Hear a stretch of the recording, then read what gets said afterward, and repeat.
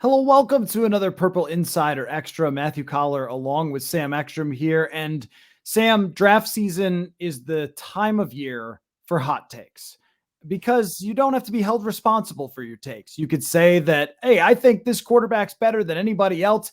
And no one's going to go back and look if you had it right, if you had it wrong. We're all just trying to do what the teams are doing, which is to guess which players would make good draft picks for their teams. But I've got a different kind of hot take I want to throw your way.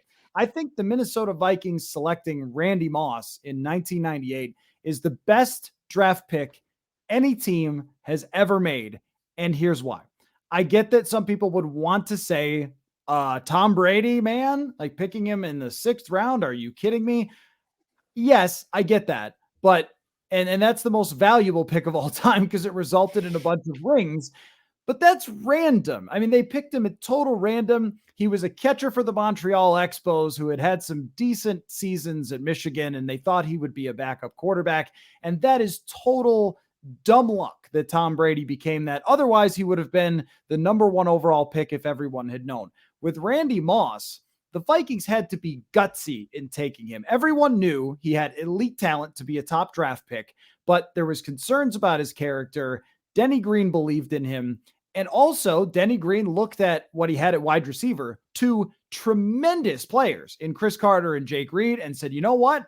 I'm going to take Randy Moss anyway. And nobody is stopping our passing game. A smart decision, a gutsy decision, and one that paid off with an all-time great season right away in 1998 and a Hall of Fame career. Randy Moss, one of the 3 or 4 best wide receivers in the history of the game.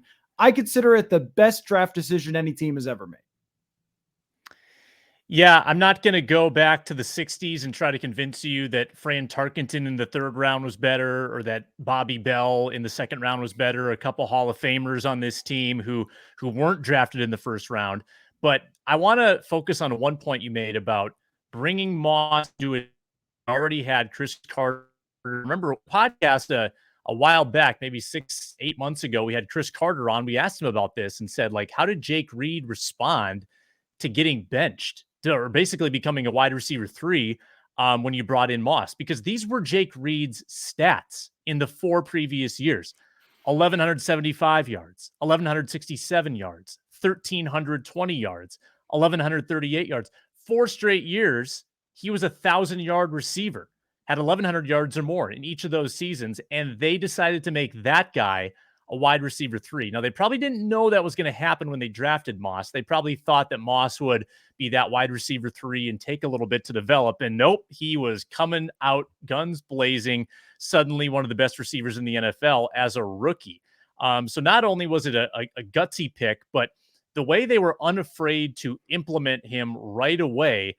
They didn't hold his hand. They didn't kind of slow him in and wait for him to get acclimated. No, they just tossed him in, and nobody knew what hit them. The league was caught off guard by this guy's speed, and that rookie year was incredible. The way they deployed him with a quarterback that threw a pretty nice deep ball in Randall Cunningham.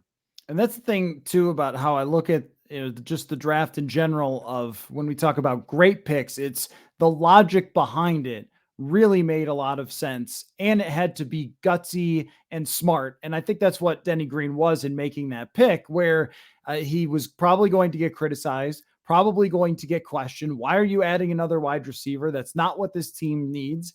Why aren't you taking this or taking that? And also, oh, didn't you know he's a bad guy? And why are you picking him? And so he was willing to put all that aside sheerly for his belief that Randy Moss could be great. And because of that, he got one of the greatest players in the history of the game who would easily go number 1 overall aside from Peyton Manning or whatever else. And I also think about too, that if it's, one of the best picks ever, and it's a top draft pick, John Elway, for example, or Terry Bradshaw, massively changed and shaped their franchises. It was hard to miss those guys in the draft. They were the number 1 overall picks, and they just picked the guy who was very clearly the top selection. In fact, in Denver's perspective, that it was really handed to them by the fact that Baltimore wanted to draft John Elway and there was no other choice. So, so a lot of teams have sort of fallen backwards into it or tanked because of it. The Vikings didn't even have to tank to get one of the greatest players of all time. They had won a playoff game in 1997. So I think it's the circumstances around it that you have to look at and say, well, this is not just picking a player at the top of the draft because you were bad. I would say that there is another recent nomination that probably goes down as the best draft pick of all time, and that is Patrick Mahomes. Now, he was not the number one pick. He was questioned coming out of college. He was not the first quarterback taken off the board, and the Chiefs had to trade way up with the Buffalo Bills to take him. Well, they had a good quarterback in Alex Smith. A lot of similarities there. Of course, Patrick Mahomes being a quarterback just naturally brings a little more value than a wide receiver. But those are the picks, Sam, that I just have the most respect for. Yeah, and the other part about Moss too is that he was a smaller college guy, from Marshall, and you don't see it that often. You see it actually more in the NBA, where one like Damian Lillard, for instance, coming from Weber State. I think was it Weber State or CJ McCollum, like some of those small college guys that can have an impact. You don't see it as much in the NFL. Now, I know Carson Wentz is one exception there, came from North Dakota State, and once in a while you'll see someone sneak through. But more often than not, those small college guys slip to the later rounds. And, the Vikings had to say, is this guy looking this good because he's playing for Marshall? Or is it because he's genuinely like a freak athlete? And they had to make that gamble. And I would also look too to Russell Wilson, a guy that in college, he transferred around, very small for the position. And then goes to Seattle in the third round and becomes the immediate starter and has one of the great 10-year runs that we've seen from the quarterback spot. And that, might be one of the better non-Brady quarterback picks that we've seen in the NFL.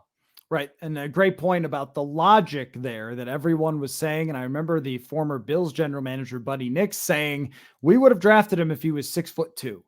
And I mean, wow, right? But at the time, there weren't any quarterbacks that were on the shorter side. And then Kyler Murray has Russell Wilson to thank. I would also put Kyler Murray in this list of guys we could potentially look at that way if he goes on to have a great career, because they moved on from a first-round draft pick to draft Murray. So even though they had the number one selection, they could have gone with other needs and tried to build around Josh Rosen, but they were very smart. Another one that comes to mind too is kind of another back in the day pick would be Warren Sapp, that the Tampa Bay Bucks were not concerned that he reportedly had tested positive for marijuana, which now seems really funny, but back then they got really concerned about such matters with Warren Sapp, and he goes on to wear a gold jacket. So last question for you, Sam, how can Kwesi Adolfo-Mensah make one of the great draft picks of all time in this year's draft? What can he do? What logic can he use?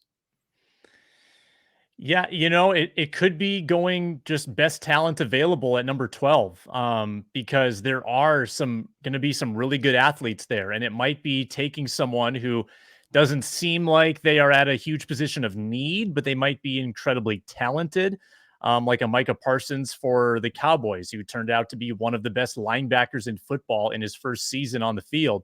If you can find someone like that, who turns out to be Pro Bowl, All Pro, and maybe even Hall of Fame at a certain position, sometimes you have to get those players even if you don't need them in the moment.